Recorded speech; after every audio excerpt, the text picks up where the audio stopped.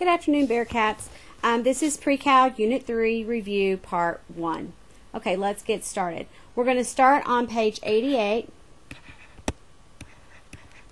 and we're going to look at example 1 on page 88. This is actually about bacteria, and they give us some information. They tell us that the number of bacteria in refrigerated food is given by the following equation. They give us capital N of capital T equals 20 T squared minus 80T plus 500. And this is the bacteria in food that is refrigerated, the number of bacteria in the food that is refrigerated. Then, this capital T is the temperature of the food in degrees. This is when temperature of the food is between 2 degrees and 14 degrees Celsius. Alright, then we remove the food from the refrigerator and the food starts to warm up and it changes the amount of bacteria in the food. And the amount of bacteria in the food as it is warming up on the counter would be given by this formula. Capital T of T equals 4 little t plus 2.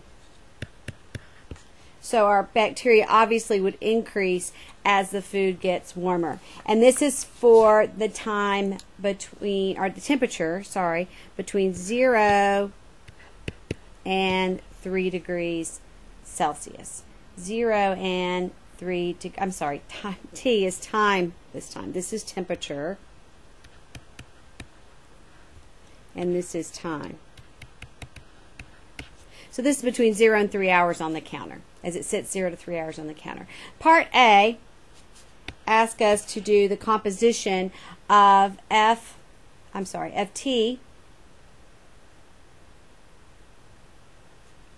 N of T, capital T, sorry, of T. N of T of T. And then they want us to interpret it. So let's first work this out. So we're going to take capital T, the temperature over time of the bacteria. So temperature in terms of time of the bacteria, we're going to plug that in to the N equation. So we're going to plug this information in for your capital T's. So we would have 20. Instead of capital T, you're going to have parentheses 4T plus 2 squared minus 80 times 4T plus 2 plus 500. So you're going to have 20 in parentheses. We're going to take this binomial and square it. Remember the shortcut, 4T squared would be 16T squared. Multiply everything together, 2 times 2 times 4 would be 16T. And then finally the second term, 2 squared, would be 4. You would distribute the 80, so 80 times 4 would be 320T, and 80 times 2 would be negative 160, and then plus 500. When you combine all the like terms and distribute this 20 to everything, your final answer then would be 320T squared plus 420. And it asked what it represented. Well, basically this would be the number of bacteria of the food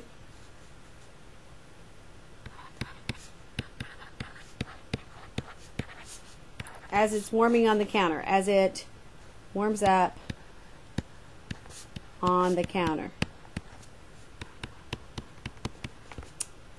We could say that a little bit more mathy terms. We could say it represents the number of bacteria in the food as a function of the amount of time that the food has been out of the refrigerator.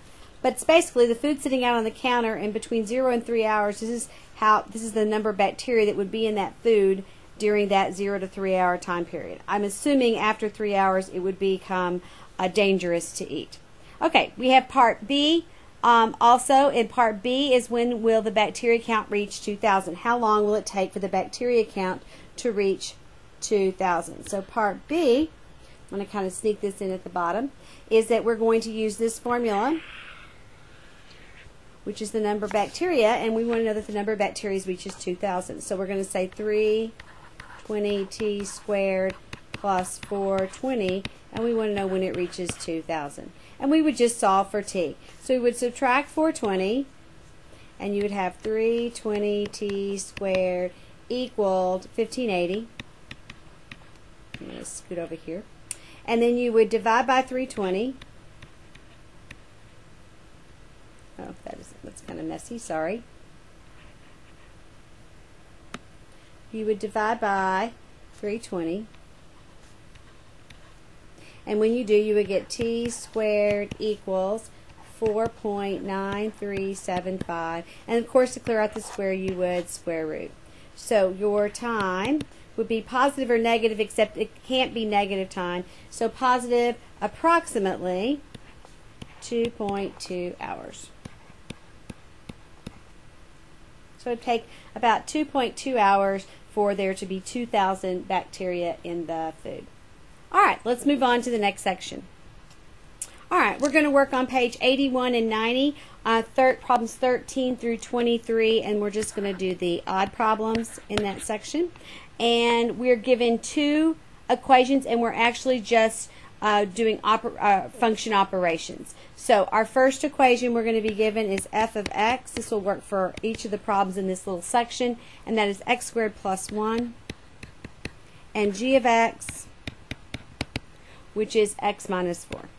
And we'll use that for all of our problems in this section. So for number 13, we get f plus g of 2. Of 2. So what does that mean? That means f of 2 plus g of 2. So f of 2 means we're taking the f function and for x plugging in 2. So we would have 2 squared plus 1. And then g of 2, we'd take 2 and plug in the g function. That'd be 2 minus 4. 2 squared is 4 plus 1 would be 5. 2 minus 4 would be negative 2. And 5 plus a negative 2 would be 3. And our final answer would be 3. All right, let's look at 15. For 15, we have f minus g of 0. So we have f of 0 minus g of 0. So if we plug 0 into the x function, 0 squared would be 0 plus 1 would give us a 1. And if we plug 0 into the g function, 0 minus 4 is a negative 4, and we're minusing a negative, so that would become plus a positive, and 1 plus 4 would be 5. And that would be your answer. All right, let's take a look at 17.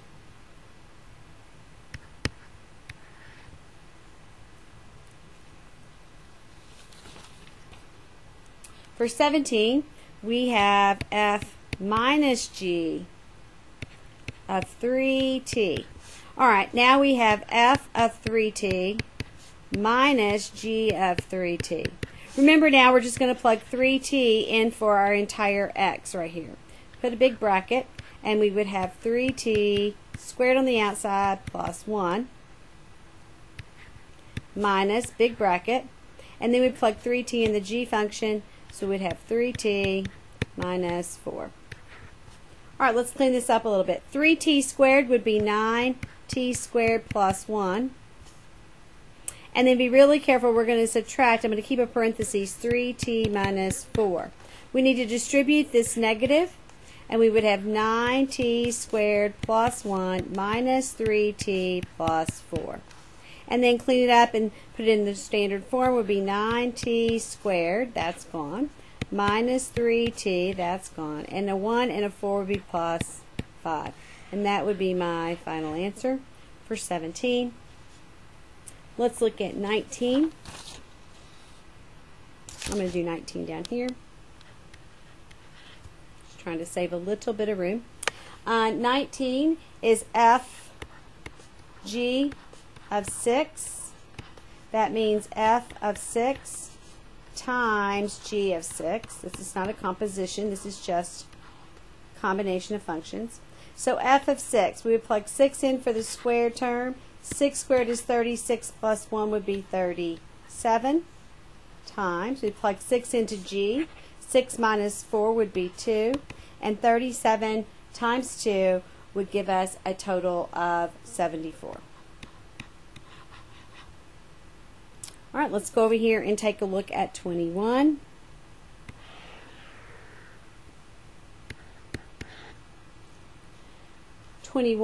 Is f over g of 5.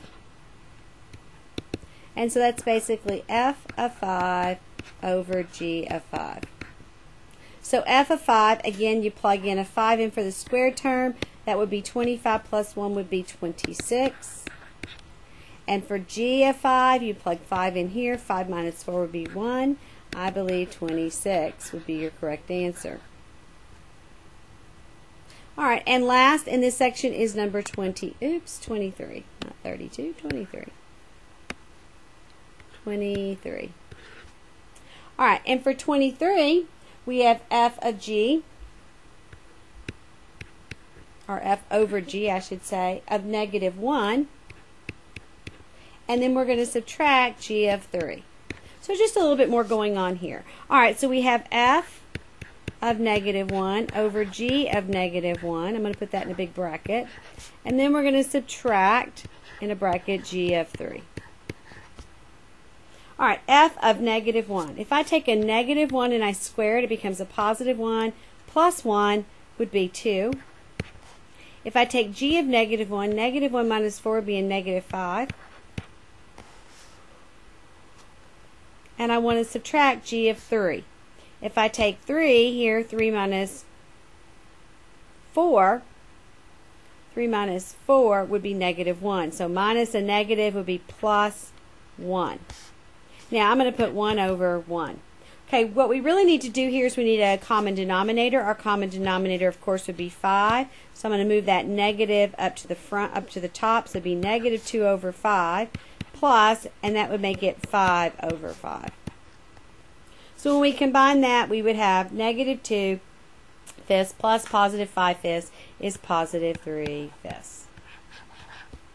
All right, and that's this section. We'll move on to the next. Pause if you need to, and then I'll be right here waiting for you. All right, this next part is based on a graph, and we're actually going to evaluate the functions based on the given graphs. And I've kind of recreated your graphs here. They're not perfect, but I think they'll do. All right, let's take a look at 43. Let's first look at problem 43.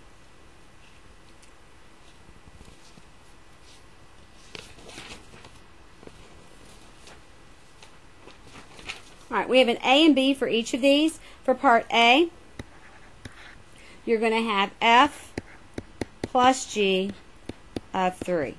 All right, we're going to go, this is the f function, by the way, and this is your g function. So this is your f of x, and this is your g of x graph.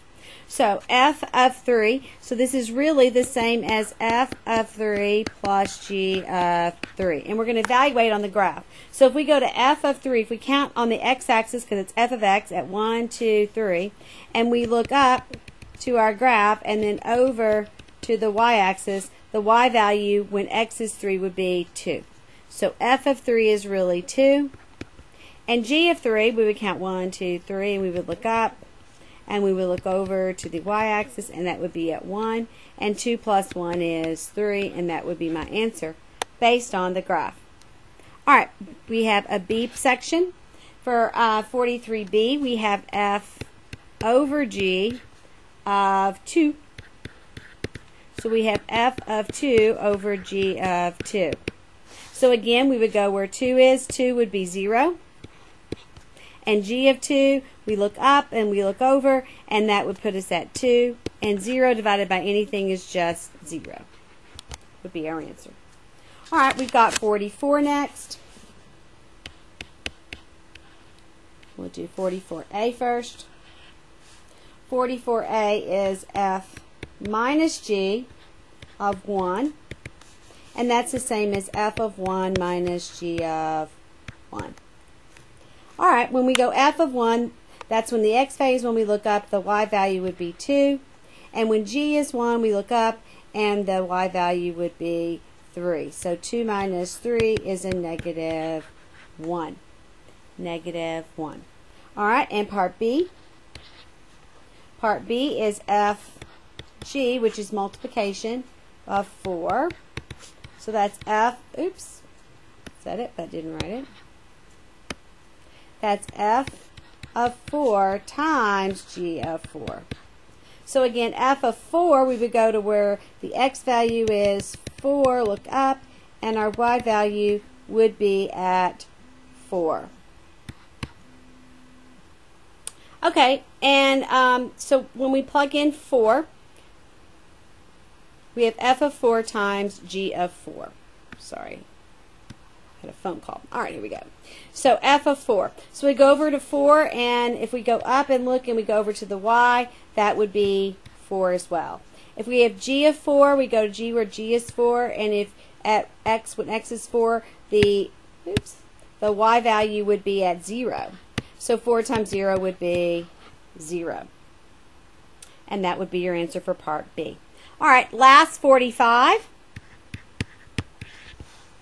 For 45, we are doing composition, so F of G of 2, which you know you're going to rewrite as F of G of 2. And we're going to take G of 2 and get an answer and then plug it into the F function. Let's get our answer first. So G of 2, we go to the G function, which is right here. We go to where x is 2. We look up, and then we look over at the y value. The output value would also be at 2. So G of 2 is 2. So now we have F of 2.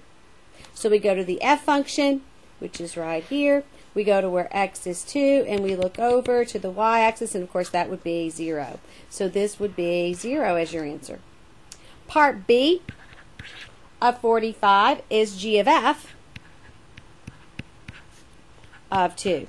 So we're reversing it. And again, we know that would be G of F. Oops, I said it, but I wrote it wrong.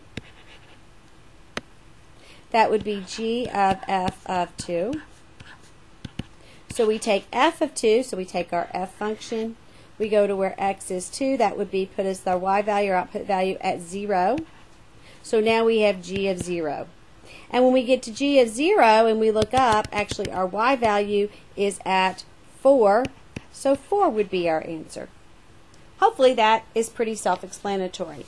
If you need more help, you can ask me in class tomorrow. All right, last thing for tonight's part 1 of your review. Part 1, well, the last thing we're going to look at tonight is on page 94 and 95, and we're going to start with example 2. 94 and 95, and we're going to start with example 2. All right, we're going to verify, which is also like proving, or prove inverses. Normally this would be where you would take F of G of X and G of F of X. We would take the fog and the golf, and we would work them both out, and both times they would need to come out to X to prove they are inverses. And we'll do a little bit more of this tomorrow in class. But this one, they give us a function, and the function they give us is F of X equals 5 over X minus 2.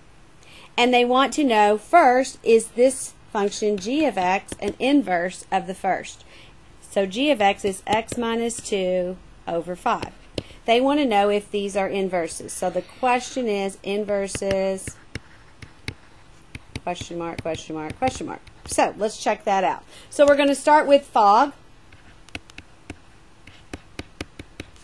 which we write as F of G of X. So we take G of X, which is all of this, and we're going to plug it in for the X in the bottom here. All right, I'm going to remind you that this fraction bar is like an old-fashioned division symbol. And I'm going to write it that way when I work my problem out. So I'm going to write it as 5 divided by, and it's X minus 2. And now X is really going to be X minus 2 over 5. That's the X part, minus 2.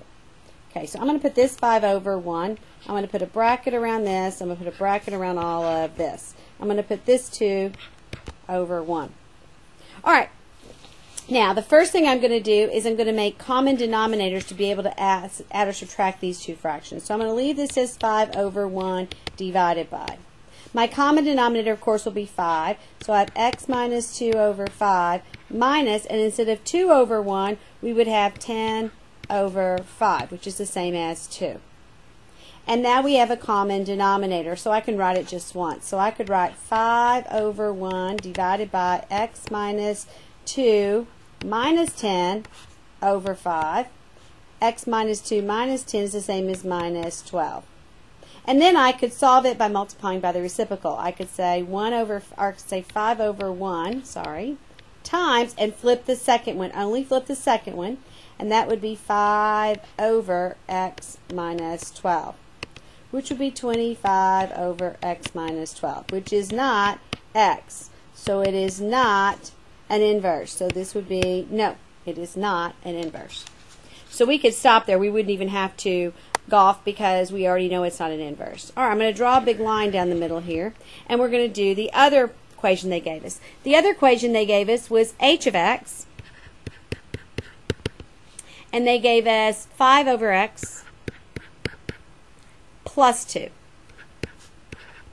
And now this time we are going to fog again, which again we write as f of g of x. Oh, sorry, not g. I need to switch that. That should be h. So, fa. Ha ha. I don't know. Okay, so f of h of x. All right, so we're going to take our h of x, which is all of this, and this time plug it in here to see if these are inverses. So we're checking this time if these are inverses. Question mark, question mark, question mark. So let's check that out. All right, so h of x into here. Again, this fraction bar is like a old-fashioned division symbol, so I'm going to say 5 over 1 divided by. And for this x, I'm now going to write 5 over x plus 2. And then I still have minus 2, so minus 2. I left it that way and didn't combine like terms yet because I can, positive 2 and a negative 2 actually can cancel. And so now I have 5 over 1, and instead of division, I can multiply by the reciprocal of x over 5. My 5's go out and become a 1, and I'm left with just x, which is equal to x. So I am a happy camper, and yes, these are inverses. Go Bearcats. Last, we're going to look at example 3 on page 95. And it's our last problem of the night, or of this afternoon, for part 1 of your review. This is really about graphing and finding an inverse through graphing. We're also going to look at it algebraically. I'm going to give you a function f of x equals 2x minus 3. And we're going to just select a group of ordered pairs. So if I were to pick negative 1, and I plug in negative 1, I'd have negative 2 times negative 1 is negative 2. Negative 2 minus 3 would be a negative 5. And so on. If I plugged a 0, I would end up with negative 3. I'm just substituting in for this x. If I plug a 1 in, I would get negative 1. If I plug a 2 in, I would get 1.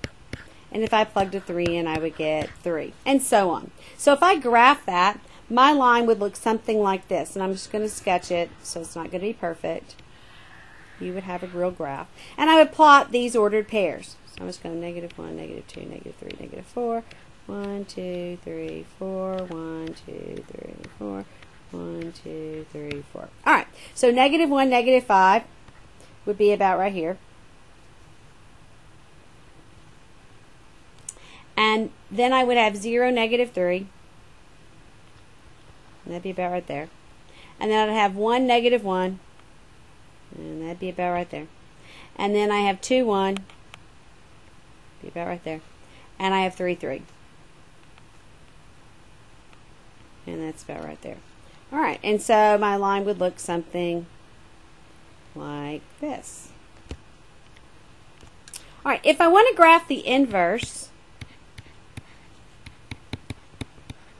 we've talked about this before. I would invert or reverse my ordered pairs. I would make my x values y, my y values x. So I would end up with negative 5, negative 1, negative 3, 0, negative 1, 1, 1, 2, and 3, 3.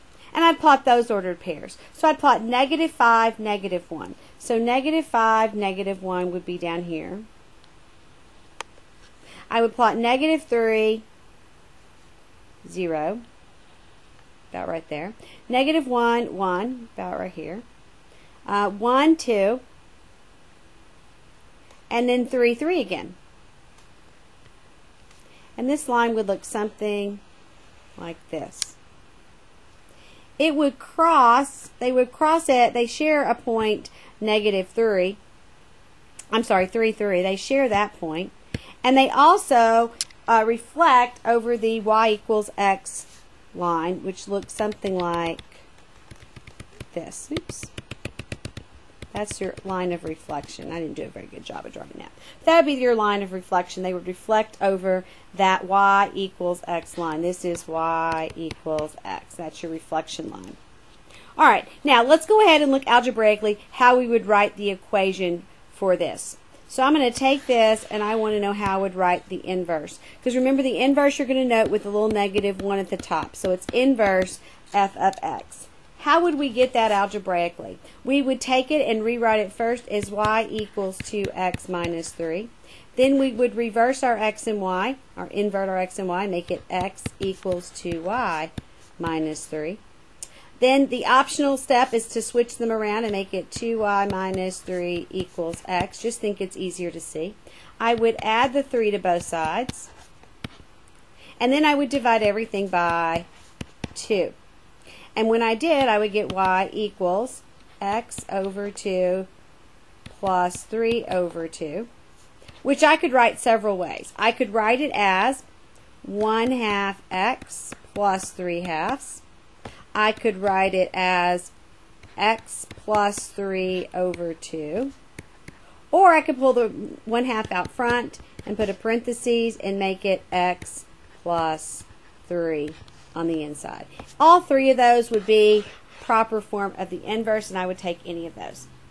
All right, hope you have a good afternoon, and I will put this online now, and then I'll put part 2 online tomorrow, as well as I'm going to try to download a hard copy for you to look at as well if you prefer to look at a hard copy. There won't be any words with that one. All right, have a great night. Talk to you later, Bearcats.